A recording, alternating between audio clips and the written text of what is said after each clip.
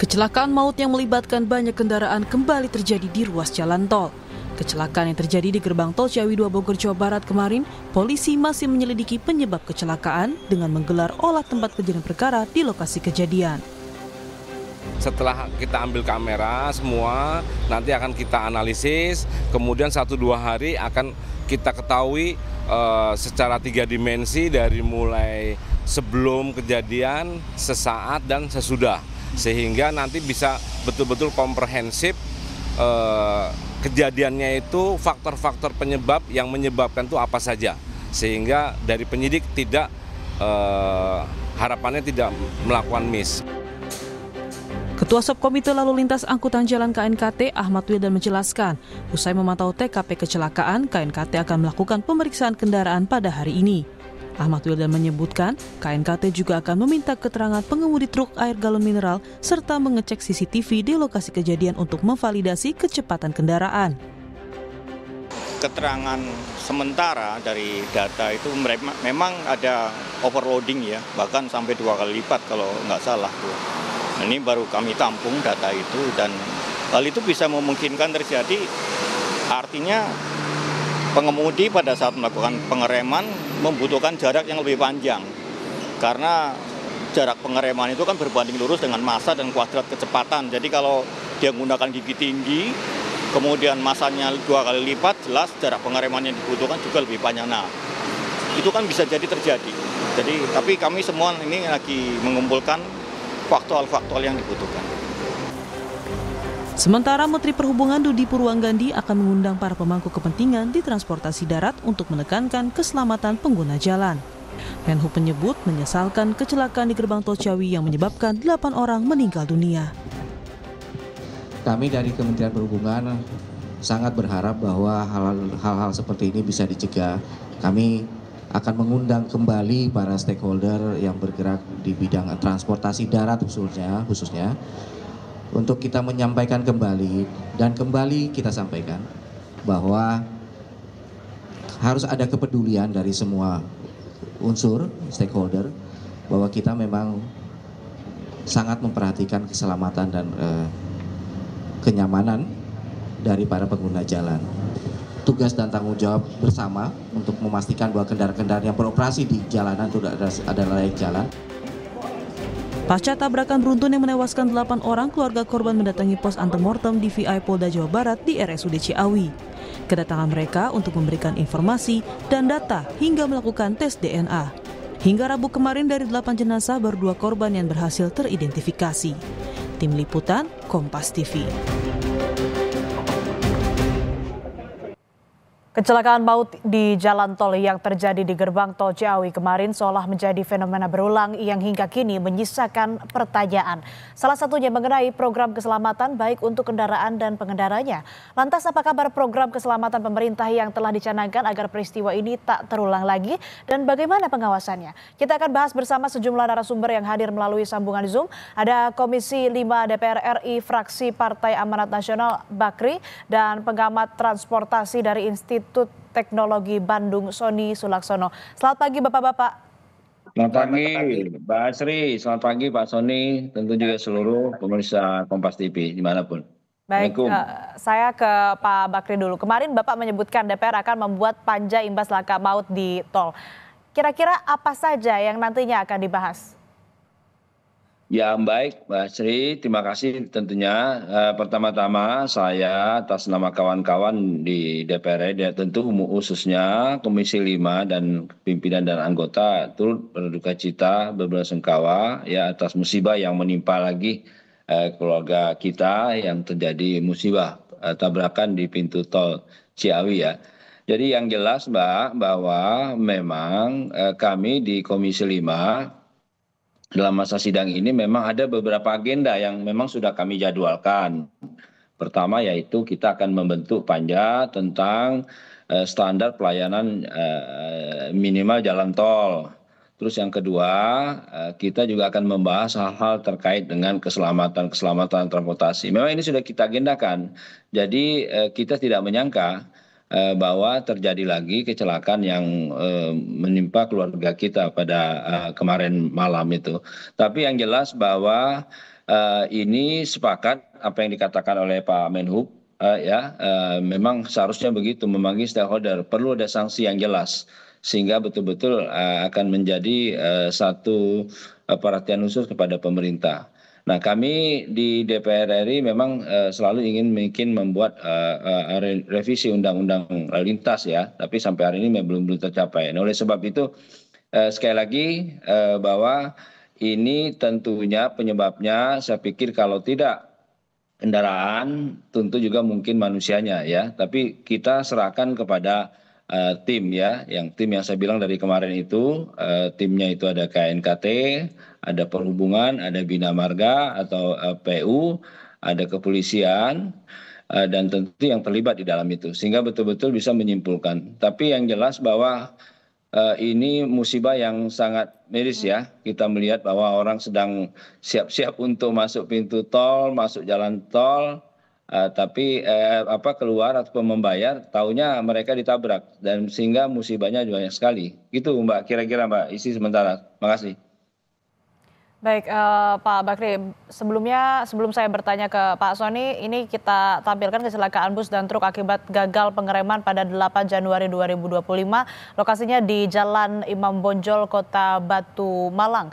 Tabrakan beruntun bus membawa rombongan SMK TI Bali Global, Badung, Bali, dengan korban meninggal dunia berjumlah 4 dan 8 luka-luka.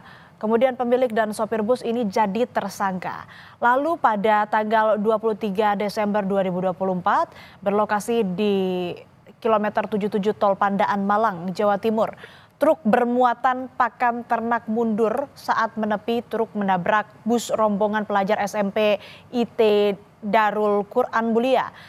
Ini menyebabkan 4 korban tewas dan 48 luka-luka.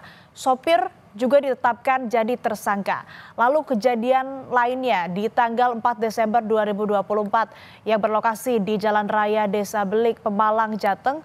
Truk bermuatan baja ringan, kondisi odol di turunan. Korban 1 orang pemotor tewas, 1 luka-luka. Sopir juga ditetapkan jadi tersangka. Pak Sony, kalau kita melihat dari sejumlah kejadian atau kecelakaan yang tadi saya sebutkan dan juga yang terakhir kemarin di gerbang tol Ciawi, apalagi yang terakhir begitu ya, ada dugaan remblong. Analisa Anda seperti apa? Apakah ini memang karena belum adanya aturan yang diterapkan atau diimplementasikan dengan benar untuk truk over dimension atau seperti apa, Pak Sony? Ya gini ya, jadi mungkin ya masyarakat juga paham setiap kejadian kecelakaan selalu melibatkan 3 atau 4 unsur ya. Ada kendaraan, ada pengemudi, ada kondisi jalan dan juga cuaca. 4 ini selalu kita diskusi ya kalau terkait dengan masalah kecelakaan. Nah selalu ya penyebabnya itu selalu dibuat penyebab tunggal. Ya, kecelakaannya akibat kelalaian pengemudi selesai, akibat kondisi jalan yang kurang baik selesai, akibat kendaraan yang tidak laik selesai. Padahal setiap kecelakaan pasti ada kontribusinya. Triggernya mungkin dari pengemudi atau triggernya mungkin dari kondisi pengereman, triggernya mungkin bisa dari kondisi jalan. Kemudian mengeskalasi ya kondisi keparahan dari kecelakaan itu sendiri. Seperti yang di Ciawi mungkin triggernya karena pengemudi dan kendaraan, tapi karena kondisi jalan atau tereskalasi menjadi korban yang sangat parah karena kondisi pengemudi yang lain, kendaraan lain pada berhenti, dia menunggu untuk membayar tol atau untuk masuk ke dalam tol, sehingga efek bowlingnya dapat ya dari truk yang gagal pengereman. Jadi kalau kita ingin melihat aspek kecelakaan, kita harus melihat semua aspek tadi ya, kendaraan, pengemudi dan jalan. Jadi tadi kalau misalnya Pak Bakri mengatakan ada panja terkait dengan SPM, mungkin lebih banyak terkait dengan jalannya. Mungkin juga minta kita lihat lagi masalah pengemudinya. Ya, apakah pengemudi ini kelelahan atau jam kerjanya memang tidak manusiawi atau kemudian memang upahnya tidak memenuhi atau di bawah UMR sehingga dia memaksakan untuk membawa barang dalam kondisi lelah, itu kan jadi faktor-faktor lain di belakang dari kejadian kecelakaan itu. Belum lagi kendaraannya. Kendaraan odol oke jadi penyebab, tapi banyak juga kendaraan yang tidak odol juga jadi penyebab karena kondisinya kurang terawat. Ya, pertanyaan berikutnya, kenapa bisa lolos kendaraan tidak terawat di jalanan? Siapa yang mengawasi? Siapa yang memeriksa? Siapa yang melarang kendaraan untuk yang tidak layak itu berada di jalan. Baik. Kemudian jalan juga sama. Bagaimana geometrik jalannya? Hmm. Apakah kelengkapan jalannya sudah lengkap, Baik, rambunya Pak sudah Soni. lengkap? Ya. Hmm. Baik Pak Soni, tadi kan kalau kita melihat dari berbagai banyak kejadian kecelakaan ini yang dijadikan tersangka adalah sopirnya. Padahal kalau kita lihat ditarik dari jauh begitu ya, kita lihat bagaimana kemudian kecelakaan itu bisa terjadi. Ini tidak lain karena memang kondisi kendaraan juga yang tidak prima. Karena truk over dimension dan lain-lain. Ini bagaimana soal pemilik bus atau pengusaha yang juga mungkin ada andilnya terkait dengan pemantauan atau pengawasan terkait kesehatan dari kendaraan itu sendiri? Nah, kita berharap ya dari Panja juga nanti dari investigasi kepolisian untuk beberapa kecelakaan yang sebelumnya itu tidak berhenti di supir. Ya, supirnya oke ada bisa memberikan kesaksian, oke dihukum karena ada kelalaian. Tapi pertanyaan berikutnya, kenapa mobil tidak layak jalan kok bisa boleh berjalan? Berarti ada pembiaran dari pemilik kendaraan atau pembiaran dari pemilik barang ya, seperti air mineral itu kan sebenarnya kan yang bawa barang itu kan pihak ketiga. Harusnya pemilik barang ya dalam hal ini perusahaan air mineral itu harusnya bisa mengidentifikasi pokoknya truknya harus seperti ini syaratnya layak jalan segala macam. Apakah perusahaan air mineral itu mengecek truk-truk tersebut? Kelalaian itu bisa menyebabkan juga. Kemudian tadi yang masalah supir, ya supir karena misalnya kondisi upahnya, misalnya jam kerjanya, sehingga dia terpaksa kerja membabi buta gitu ya, kadang untuk mengejar upah yang sangat minimum gitu yang diberikan dari pemilik barang atau pemilik kendaraan. Nah ini tolong bisa diangkat ya melewat panja dan juga nanti lewat pengadilan ya sehingga pemilik barang, pemilik kendaraan aware ya bahwa mereka juga punya tanggung jawab keselamatan, bukan hanya semua keselamatan urusannya diserahkan ke supir di jalan gitu, tidak. Hmm. Ya. Baik, artinya kelalaian dalam pengawasan ataupun juga memastikan kendaraan sehat oleh pemilik dari kendaraan itu sendiri juga harus jadi sorotan ya Pak Soni. Nah, kami Betul. juga sudah mencoba untuk menghubungi dari Kementerian Perhubungan untuk kemudian bisa bergabung di Sapa Indonesia Pagi berdialog bersama Pak Soni dan Pak Bakri, namun hingga kini kami belum mendapatkan respon. Saya lanjutkan lagi ke Pak Bakri. Pak, nanti di Panja Komisi 5 DPR ini akan menyoroti apa saja dan siapa saja yang nanti akan dipanggil? Ya Mbak, jadi memang kita itu akan membuat panja ya, panja jalan tol terkait standar pelayanan minimal jalan tol. Karena kita lihat jalan tol kita pun juga banyak ya. Salah satu yang kata Pak Soni itu bisa jadi faktor jalan ya, kondisi jalan, perawatan jalan, rambu-rambu lalu lintas. Kita miris sekali nih mendengar di pintu tol Ciawi. Jadi betul-betul orang lagi ngantri nih ya. Lagi ngantri mungkin mau bayar atau apa, ditabrak. Nah ini makanya banyak yang terkena. Nah, tapi pada intinya yang jelas Komisi 5 selalu memikirkan hal itu, Mbak. Kita pun sudah mengagendakan akan kunker spesifik terhadap uji kelayakan kendaraan umum. Nah, karena kita tahu bahwa odol ini banyak juga kontribusinya terhadap risiko keselamatan ya, terjadi kecelakaan di jalan-jalan. Karena kita lihat kendaraan seperti yang dikatakan Pak Soni itu aqua itu tuh muat air kan tentu ya. Nah ini tidak hanya mungkin di supirnya tapi kita juga bisa melihat perusahaan itu. Nah perusahaan itu bisa kita kenakan sanksi. Oleh sebab itu kita selalu berupaya membahas terus untuk penyusunan perubahan ya. Rencana undang-undang tentang perubahan Undang-Undang Nomor 22 Tahun 2009 tentang lalu lintas dan angkutan. Ini sangat ditunggu-tunggu gitu.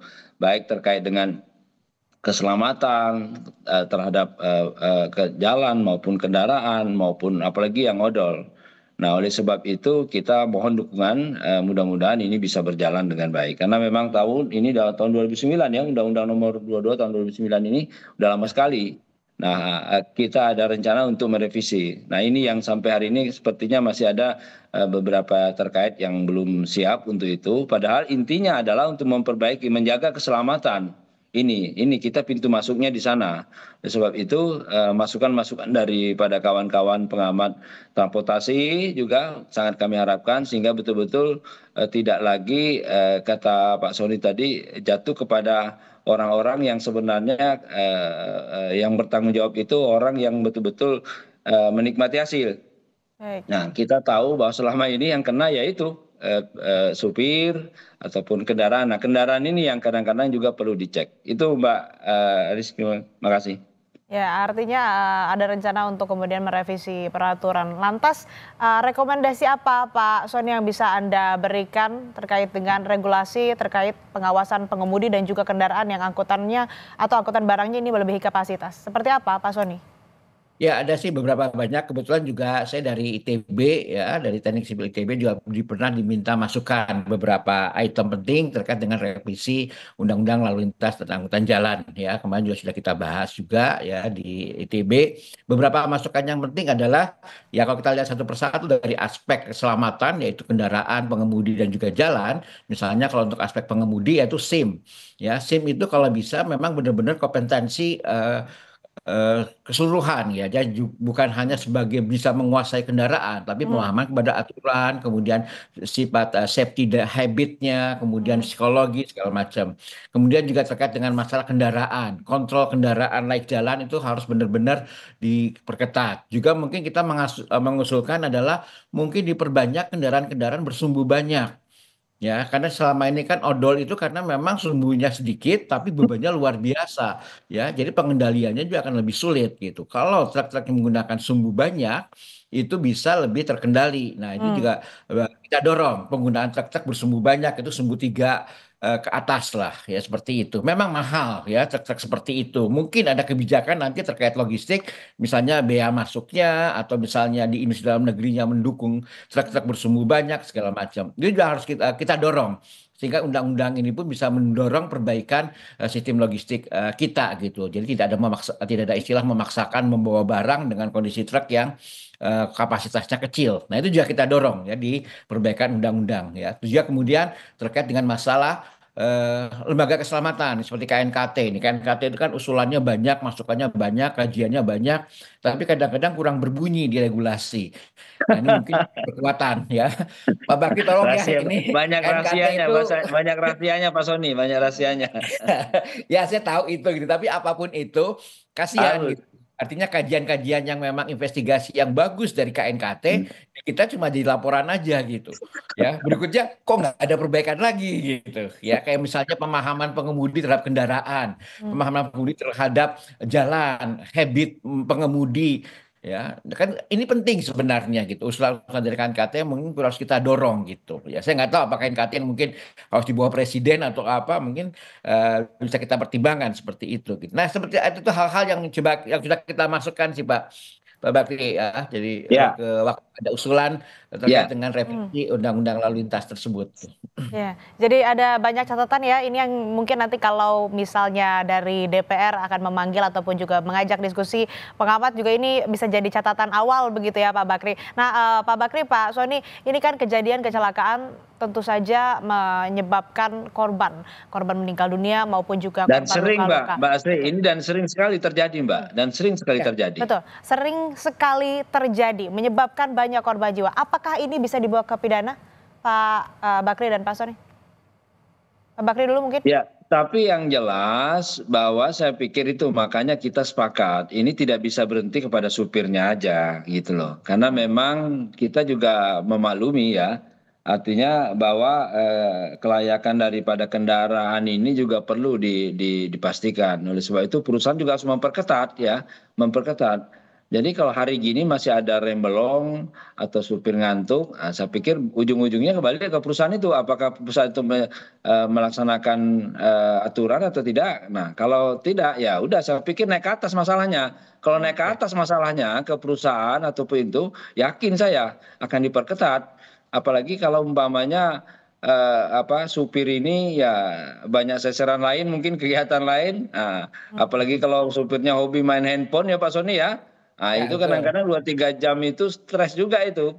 Nah, oleh sebab itu kami berharap di DPR mudah-mudahan ini ya, mudah-mudahan pembahasan penyusunan rencana undang-undang revisi undang-undang nomor 22 tahun 2009 tentang lalu lintas dan jalan mudah-mudahan bisa terlaksana.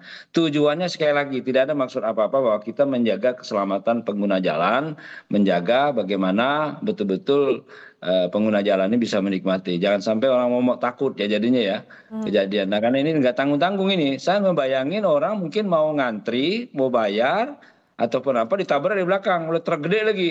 Nah, kalau dilihat dari di TV itu ngeri sekali itu. Nah, ini bahaya. Jadi lain kali kalau mau stop bayar tol itu harus lihat-lihat dulu ke belakang ini.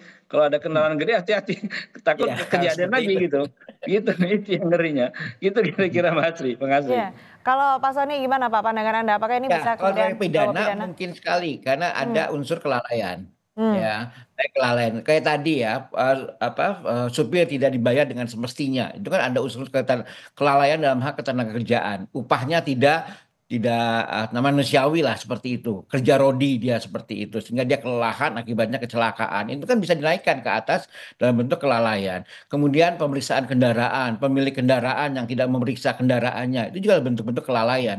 Makanya dari undang-undang nanti Pak Bakri akan kawal perbaikan itu menjadi suatu landasan hukum yang kuat. Baik. Dan yang kedua di pengadilan dari kecelakaan-kecelakaan yang terjadi itu menjadi shock terapi ya untuk naik ke atas ke pemilik kendaraan, pemilik barang, mungkin regulator juga termasuk perhubungan atau bina marga terkait jalan ya sehingga kita semuanya berbenah gitu. Ya, jadi dua sisi lah perbaikan regulasinya, ada shock terapi dari sisi hukum gitu. Itu hal yang mungkin bisa simultan lah kita jalankan gitu. Kemudian apakah terkait dengan aturan ataupun juga nantinya ada pengaturan nanti untuk kendaraan-kendaraan atau truk-truk yang over dimension, truk odol, ini ada aturannya untuk bisa melintasi jalan tol. Ini apakah bisa menjadi salah satu rekomendasi untuk kemudian dalam revisi peraturan atau revisi undang-undang tadi, Pak Soni? Nah, ya mungkin Pak Bahri bisa cerita di belakang layarnya. Jadi sebenarnya undang-undang terkait odol itu sudah ada, aturannya sudah ada. Artinya Cuma mohon implementasinya maaf, belum tepat atau belum dilakukan, begitu? bukan belum tepat, belum berani. Oh, oke. Masih banyak yang belum berkenan Pak Soni. Ya betul, kata Pak Bahri. Pak Bahri nanti ceritalah seperti apa. Tapi banyak orang-orang di belakang layar, industri logistik kita, ya itu keberatan dengan adanya odol. Ya kan, jadi kayak perhubungan, PU itu hanya di ujung-ujungnya saja yang beres-beres kebakaran, tapi yang menyebabkan apinya itu tidak pernah kita bisa benahi. Aturannya sudah ada, tapi ada masalah keberanian, konsistensi seperti itu, karena apa cerita backing lah atau apa kayak gitu. Tapi bisnis logistiknya memang luar biasa gitu. Jadi sebagai ilustrasi, zero odol ini dari tahun 2019 minta ditunda 2023, minta ditunda kemarin 2025 gitu. Selalu minta ditunda, tetapi apa pada masa penundaan itu apakah ada perbaikan terkait dengan odol? Hampir tidak ada. Tapi Nah, Pak ini Soni perlu diingat Pak Soni, Komisi ya, 5 DPR RI selalu mengupayakan Pak. Mudah-mudahan jadi nih iya. Pak Soni. Kita minta Ya, Pak Soni mudah-mudahan ya. masukannya. Ya, mudah-mudahan Komisi 5 lebih berani lagi menggebrak ini gitu ya. Man behind the gun-nya, ya behind the scene-nya ini memang harus benar-benar dibuka gitu. Ya. Bukan apa-apa, bukan masalah politik ini masalah keselamatan gitu. Ya kan? Oke, orang-orang besar di belakang itu nggak apa-apa, tapi tolong bantu kita terkait dengan keselamatan, bukan tutup mata, nggak peduli gitu.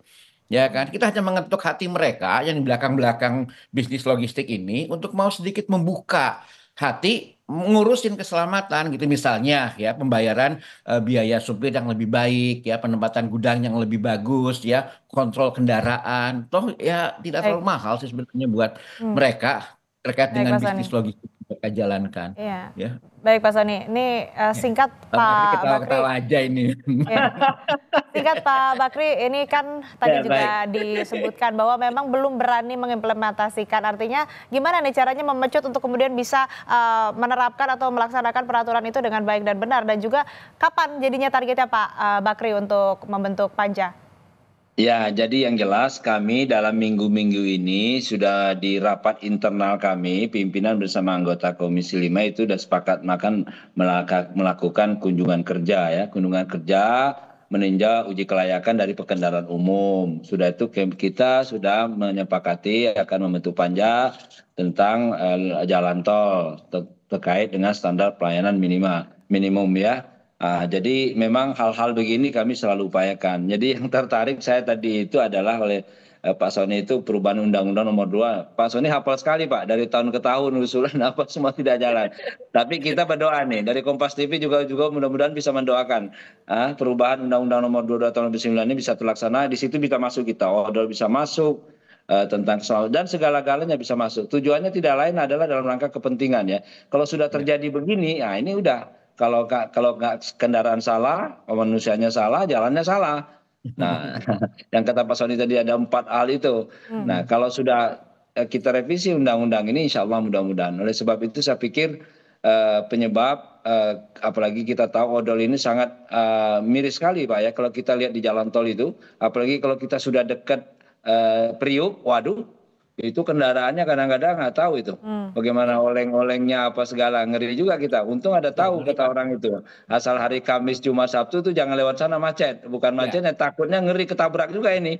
Nah ini juga perlu ya, perlu juga dilihat itu kendaraan itu apakah layak atau tidak. Nah ini hal-hal begini, saya tidak menuduh siapa-siapa di belakangnya, tapi sekali lagi lah kita buka hati mereka karena terkait dengan perubahan undang-undang ini memang banyak terlibat ya, banyak terlibat. Karena ini tahun 2009 loh. 2009 nomor 22. Ini 2009 waktu saya pertama-tama jadi DPR RI 2009, udah hampir 15 tahun ini Pak. Udah saatnya. Kalau kendaraan kalau lebih dari sudah 10 tahun itu biasa karena kendaraan itu harus diperbaiki. Nah undang-undang ini juga harus begitu saya pikir. Kita tunggu insya Allah mudah-mudahan secepatnya. Baik, semoga apa yang kita perbincangkan di Sapa Indonesia pagi hari ini yang menjadi rekomendasi, catatan-catatan ini bisa segera diimplementasikan begitu ya, bisa segera terwujud, dan juga tadi rencana panja yang akan dibentuk oleh DPR bisa segera terrealisasi. Ini tujuannya agar bisa menekan angka kecelakaan dan juga korban-korban yang berjatuhan akibat kecelakaan dari yang disebabkan oleh truk overdimension atau truk odol ini. Terima kasih Pak Sony Sulaksono, Pengamat Transportasi Institut Teknologi Bandung, dan juga Pak Bakri dari Komisi 5 DPR RI fraksi Partai Amanat Nasional. Saya selalu Bapak-Bapak.